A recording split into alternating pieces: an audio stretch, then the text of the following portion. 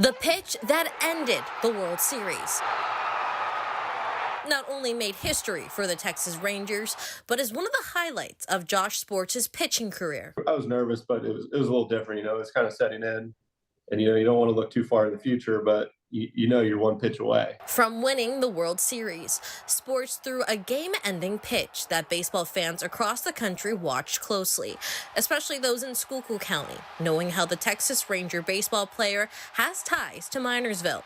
He grew up going to Schuylkill County every year, visiting his dad's hometown. Minersville Athletic Director Rich Dry says him and his neighbors cheered every time Josh stepped up to the pitcher's mound. People around here knew that Josh pitched for the Rangers and his dad was a Minersville grad.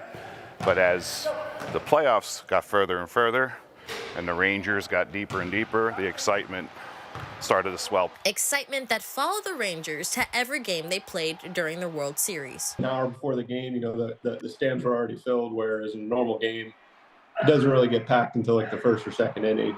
His dad, John Spores, says the energy in the stadiums reminded him of his days playing on the Minersville area high school basketball team. Sometimes there were some rowdy times, that's for sure, between us and other teams, so it was fun. John Spores graduated in 1975 as one of Minersville's area's 1,000-point shooters. He passed down his love for sports to Josh and his other children, cheering them on in the stands at every game. We couldn't sit in our seats, especially when Josh was pitching. Josh's mom and dad traveled to all 5 games in the World Series.